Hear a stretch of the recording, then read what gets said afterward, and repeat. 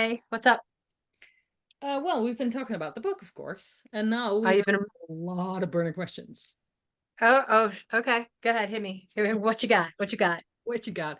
So, in fact, everyone to mute the mics. They're going to ask the questions to you, to me, and Jade in the chat. And well, Mila says, "Baby girl," trying to do the impression.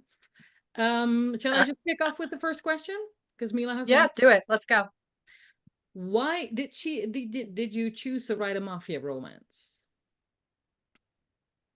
Um, I actually chose to write a modern retelling of Romeo and Juliet, and I always kind of even like when I first read it as a kid, and then even as teaching it to high school kids as an adult, it felt like they were just families. They did not care about Verona or like the laws. And I was just like, okay, I'm gonna take that and run with it. So it felt natural to write a retelling of Romeo and Juliet and make them mafia families. So Okay. why Romeo and Juliet then? Why Romeo and Juliet? Oh God, because I'm an English teacher. Like in my heart and in my brain, I'm an English teacher. So Shakespeare's always kind of had a very special place for me. And I think it's titular, isn't it? The titular romance is Romeo and Juliet. It's not a romance. We can get into it, but I won't. And I just wanted to take the idea of it and make it gay and not kill anybody, or well, not kill the characters that should have ended up together. So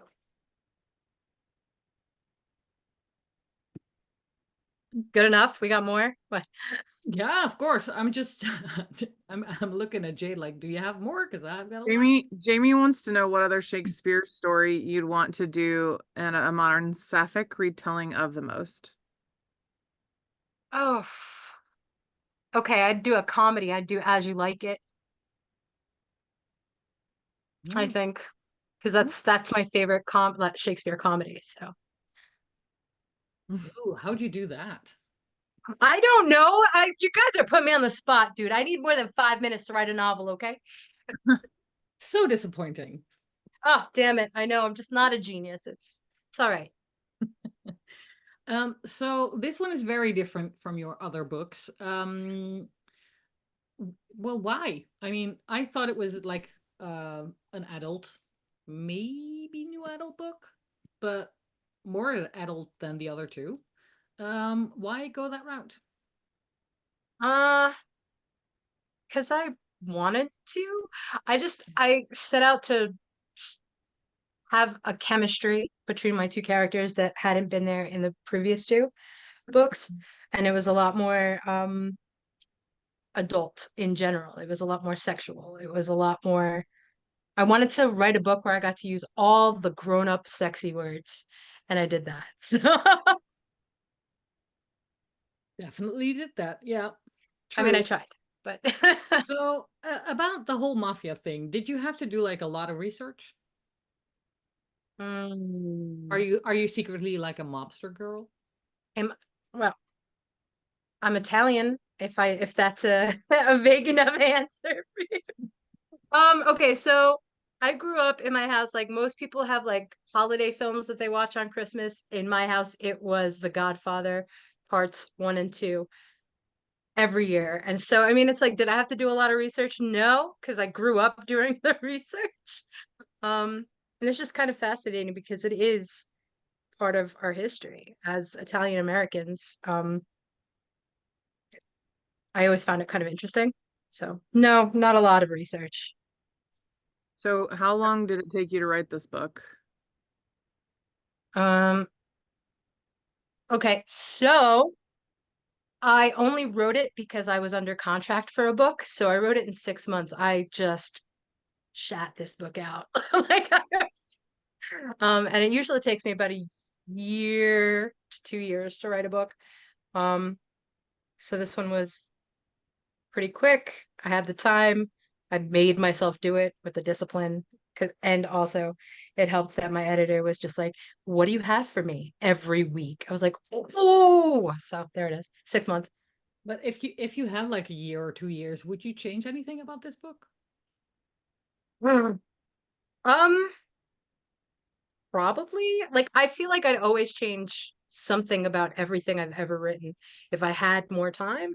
I mean, given the constraints and the headspace I was in at the time while writing it, I'm pretty satisfied with it. I probably would have given them more of a background, like let you see more of how their relationship developed. Um, so yeah, there's that. We were wondering if it would be like a prologue, because now you just dive into their thing. But how they got there would be very interesting. I mean, I could do a prequel. Mm. My publisher wants one, and I'm notoriously like, don't tell me what to do, but maybe. Well, now you've heard it from friends, so maybe. Maybe. Or maybe a sequel as well. About, I mean, Teague is still alive. Yeah.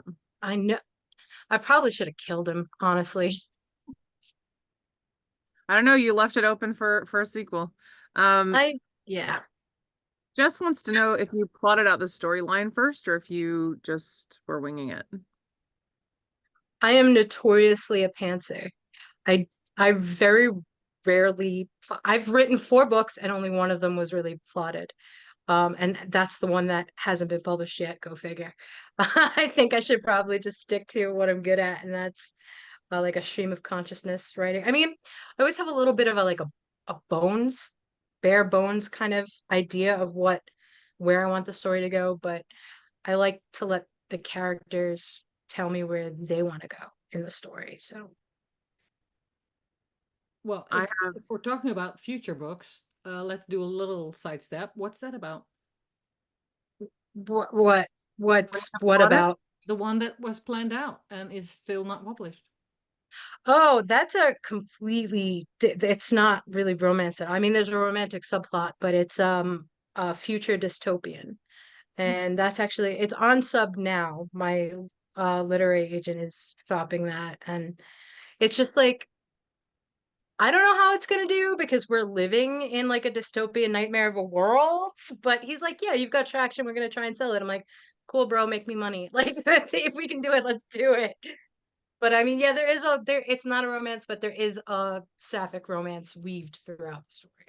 I'm never gonna write straight romance. Oh God, I'd be terrible at it. Do you think you'll continue exploring different subgenres and different genres in your writing? Yeah, that's the plan because I get bored easily. I don't want to tell the same damn story over and over and over, you know? And it gets, see, the thing about contemporary romance is that it's very, it's formulaic, right? There's a beginning, a middle, and end, and there's only so many quote unquote tropes that, ugh, I hate that word, that you can employ to make it effective. So I want to, and I love to read speculative fiction. So I would love to just kind of maybe veer off into that weird paranormal or futuristic sci-fi. So that's the hope. I don't know if it'll sell, but we'll see what happens. Okay. I have an anonymous question. On Oh, social media, you okay. come on social media, you come off as a demon with a lot of bravado, but we've met you, so we know you're secretly very sweet and kind. Which character do you relate to most, Rowan or Juliet? Oh, okay. Rowan.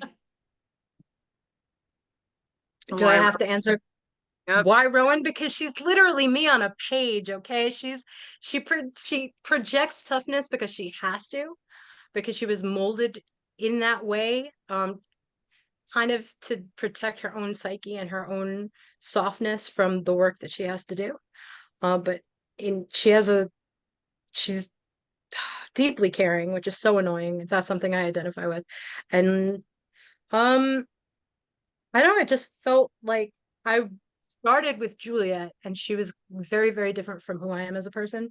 So I was like, let's just write me, adult Kristin, as a character who's not afraid to kill people. And I'm remembering that you didn't fully answer whether or not you are a mobster's daughter, so I still have questions, but I'll let you have that one. My father's in waste management. Ah, What good kind of waste? May or may not be human. I don't know. I don't ask questions. Hmm. Anyway, on that note, if a movie version of Forbidden Girl were to magically be in cinemas tomorrow, what would your ideal cast be for the main characters and family? I have not given any thought to this question whatsoever. And I know that a lot of writers do. And in the past I have, but I didn't really picture anybody in particular while writing the characters. Well, I did, but they're not famous people. Like they're people that I know. Um, so I don't know. Why don't anybody have any ideas? I don't know. Yeah, I have no idea. put them in the Put chat them in the chat if you've got casting. while we wait for that. You were talking about, well, literally putting yourself on the page. What was the hardest part to write this story? Not the timing because you had 6 months, but what was it? The hardest part about writing the story was the time in which I was writing it. Um, I I said I wrote it to fulfill a contractual obligation, and I really did. I was not in the head frame to like write a love story. So that was really hard for me to um make it believable that these two characters were, you know, desperately in love with each other. Um, other than that, it was pretty easy actually. Like it was just like, okay, it's a lot of sex, it's a lot of chemistry, there's some violence, there's a lot of like guilt and like the darker feelings that the dark human emotions, and I'm like, that's easy. I got that. I feel those daily, you know? But yeah, so it's just the timing of having to write it. That was hard. Are they happy for now or happy forever? Well, those two bitches are happy forever. They had to kill people. Are you kidding me? I don't, I don't really think it matters. Because it's the journey, not always the destination. That's the most important thing. So we left it at a point where they're happy, and I'm good with readers deciding whether they're happy for now or happy heavily, ever after. Well, I had some comment in the book club that said like, okay, if the coming together was in such high emotion state, then they will never make it.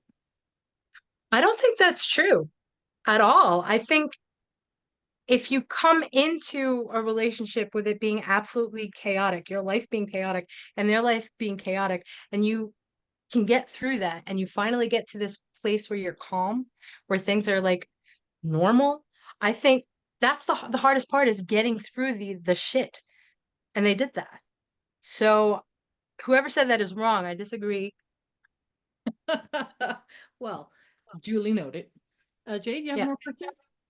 I did get a character vote for Oh, Katie O'Brien from Love Lives Bleeding for Rowan, which No, I'm that's terrible. I don't like it at all. She's way too muscular. I mean, she's hot, but she's way like she's just maybe sure. I should not. I'm gonna shut up because I was the one who said I have no idea. I obviously have an idea. I don't know. All right, fair. Okay, I'll allow it. so now we have to cast Juliet, which can Okay, be let's cast Juliet. probably any blonde character. Mm, okay, so here's someone I pictured a little bit like I am absolutely completely Britt Robertson. She's too old now to play her, but when she was younger, she could have played her. Nobody knows her. But she's got that, like, she's tiny, she's blonde, she's got blue eyes, she's a little bit of a badass. She plays a badass well, so Oh, Daniel says Renee Rapp. I don't know who that is. The singer? Mm-hmm. Sabrina Carpenter. If we're gonna go singers, let's go Sabrina Ooh, Carpenter. You're yes. welcome. Yes. Perfect. Tiny Okay. blonde, adorable, got that like spicy thing going on. Yeah, I can see it. All right. Definitely. for sure. Um, You got more? Nope, I read my last one. Okay. Let's see about, well, the humor in this book. I loved it. It feels very you. Um, Thank you. did you find like balancing the humor and the drama, was it difficult? No, it's never difficult. It's never difficult for me because it's like I don't like drama in my life. And when things get like really just too much, when it's too much, I make jokes. And I think you guys know that because we've been talking like it's like the dark humor, I'm good with it. And that just makes me feel better. And it's like it's also a really great way for me to not have to confront my actual emotions. So it's easier for me to be funny than it is to be like um therapizing as it were. Yeah, that does not sound familiar at all. No, of course. Oh, not at all. No. But I mean, you did. They had some deep connection, deep conversations as well. So Yeah, they do. it's in there. Well, I mean, I think that that's any successful relationship. If you don't have brain chemistry, then you're not going to have any other kind of chemistry. So that's important. True. I have, Um, I have a question. yeah, oh, Um, would you consider yourself more plot driven or character driven in your writing? Character driven, completely character driven. Plot is you have to nail your characters as people, um, to be able to put them in any situation, right? Plot is secondary. You have to know who your characters are to know how they're going to react to any given situation that you put them in. So plot, of course, it's important because that's the story. But if your characters are lame, like like come on, you need to make your characters as three-dimensional as possible. And that's something I think that I really do well and that I pride myself on is that I create people rather than characters. So, so Um, I'll go. I'll finish. It's kind of a follow-up to that one. Um, characters, plot. Okay, sorry, I got lost for a second. When you're making your characters, one of the things that I felt like I noticed is we learned a lot about your characters through the plot itself rather than a lot of like self-reflection or kind of seeing their internal thoughts. And do you feel like that was do you feel like that's your style overall with writing to kind of reveal them through their experiences rather than kind of that exploration, or do you feel like that was to do with the kind of book that you were writing this time? Like, is that your preferred style? I don't know that it's a preferred style. I don't think I have a preference. It's just like I write what I write. But in this particular book, it was important for these two characters to discover who they are fully, uh, in in the story as it unfolds because they've been so rigidly like pigeonholed in their throughout their lives as mafia royalty as it were, and they had very expected ways of performing, and um they went off script and they didn't know who they were in those moments because they'd never had them before. So for me it was this book particular was a lot of character growth based on what the hell was going on in the story. Okay, and Caroline, I've got one more and then I'll toss it back to you. Jenna says, Kristin is a master of writing in first person point of view, hence her stories being very character driven. My question is, would she ever have an itch to write in third person? My uh my trunk novel, The Dystopian, is third person. Yeah. Okay.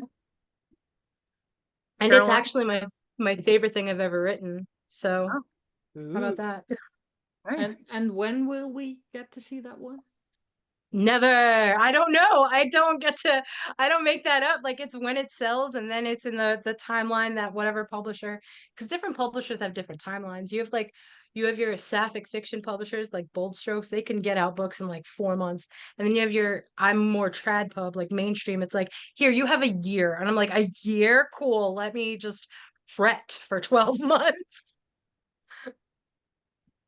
Okay, my actual question that I wanted to ask about the characters is there, what is a character that you want to write still? Character that I want to write. Uh,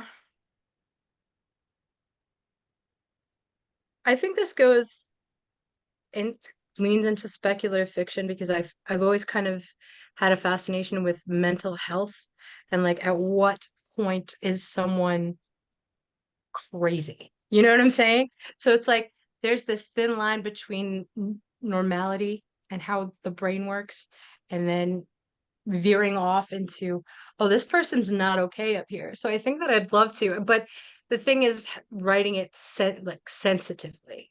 So I'd love to write a character that's mentally unwell and see what that struggle is like.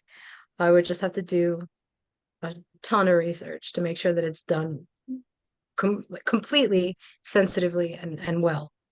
Yeah, and if you do it in the first person, then you have to be really sure. Oh, absolutely. Yeah. Sure. Jen wants to know, did you think about not killing off the dads? Nope. Those motherfuckers were always gonna die. I'm watching We'll bleep that. No, we don't. No, I mean, they were just so wretched. Who wanted them to live? I knew right away. I was like, oh God, they're awful. Like they're just typical. Like they were meant to be toxic masculinity, like on a page. And I was like, oh, they have to kill each other. It's so perfect. So I did it. I did what I wanted to do. Is that why you chose to write the funeral scene like that? The way you did it? To I, show like how toxic, crazy, narcissistic they were. yes, I needed to show Rowan's dad in particular, how he leaned into like not giving an F and making his own rules. But at the same time, I also wanted that scene to be this moment of him panicking because he didn't have control. And I wanted the reader to be able to see, oh, okay, so he does kind of love his kid. He says it in that scene. He's like, where's my kid?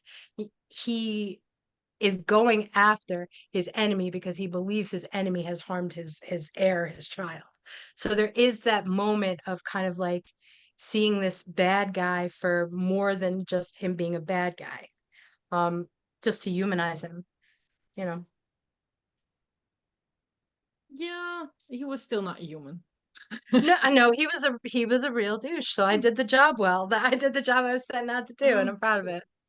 Well, there are some very delectable spicy scenes in this book story. Do you think it will work if you would like fade it out to black? Oh, no, because the whole point was that I wanted to write like smut because I'd never done that before. I was just like, I want to write a book that I would be embarrassed for my mom to read. And I did it, and I'm so proud. Like, you know what I mean? It's like, and when you set out to have this kind of bloody violence, you have to counteract it, balance it with yes, tenderness, but also the opposite of violence, which is the positive kind of passion. So no, Fade to Black would not have worked for me for what I was going for. And your mom was embarrassed? Or you And were? my mom was incredibly embarrassed. My mom was incredibly embarrassed. She's like, Kristin, how many times did you say pussy in this book? I'm like, Mom, pussy, you can say it. Like, Did you do a word count? Like, let's see. I did did not. No, I did the word count for F-bombs. It was 122, which yes, I did it. Mm, I Setting went the bar there. high. that must be a record. Maybe. I I tried. think. Jamie Rose says, Mom approved smut. It is mom approved smut. Sorry. My mom said this book is smut. Well, yeah, that would be very awkward though. If my mom would read the same books that I would, and then we'd be sitting at the dinner table going,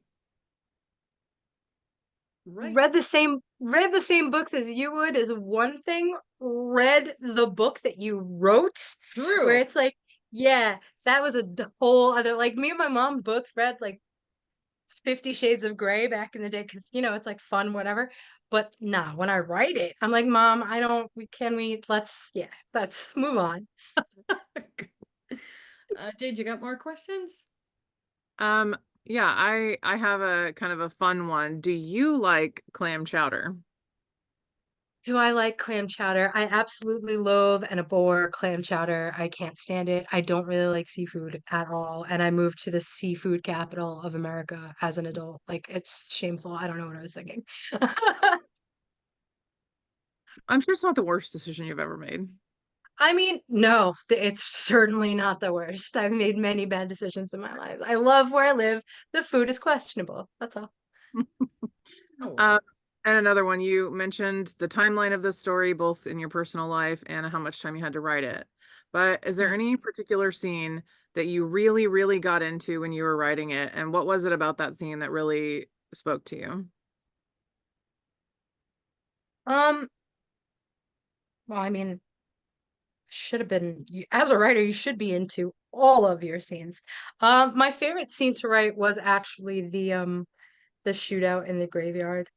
Just because it was wildly different from anything I've ever written. Like very violent, but also it was layered because you had these people in mourning, and you had towards the end of the scene these two characters who had had enough of violence and had enough of their parents telling them who they could be and who they were allowed to love. So you had these two characters literally standing up in the midst of bullets flying at them, making that choice. It's like, no, we are this. We are, and you can do what you need to do, but here we are, we're together, and this is how it is. So that was a really fun scene. It was essentially a coming out scene for me. Yeah. Well, we've talked about the dads. Let's Mm. talk about Julianne's mom. Love her. Who was the inspiration for that one? My Your mom. mom? My mom is a dope lady. She is so smart and so funny and just so like can handle people. It's wild. She's so like, but she's such a genuinely kind person. But she knows how to get her way. So I was like, yeah, that's my mom, like super supportive as well. Well, then the question is left. Did she fall in love with a mobster? Did she fall in did my mom fall in love with a mobster? Did she? That's a roundabout way to ask if you were a mobster. If I am the heir of a mobster family, I am going to plead my Fifth Amendment rights as an American. We're partly European here, so I get well, but I'm in America. Mm. Sorry. I know, sorry. mm-mm-mm. Okay, that's it for me. Jade, you got more? That's it. We made through all of them. Wow, good. Right in time, too. Anything you want to add, Kristen? Thank you guys for I reading. have, oh, I was going to say, I have one more thing I like to do when we have time. Yeah. Are there Okay. questions that you wish we'd asked that nobody asked about? Are Mm-hmm. there questions that I wish you'd Yeah. ask? Is there anything in the book or about the writing process that you wish we'd asked that we didn't get to? Um, my writing process is a lot of crying, so I don't want to talk about that. Um, no, you guys did a very comprehensive job. Thank you. I appreciate it. And thank you all for reading this book that was very different from my previous two and showing up for this. I appreciate you. Where can we find you if we have it already? On socials, publisher? You can not find me. That would be someone else. I'm on Twitter, by Instagram, and very occasionally Facebook when I'm yelled at by my publisher to do something on Facebook. I'm terrible. I'm the worst at this. So authentic. Very nice. I Oh well, that's good, I guess. Okay, At well, least I'm not full of shit. thank you very much for joining us and answering all the burning questions. I hope you enjoyed yourself a little bit. I had a great time. Thank you.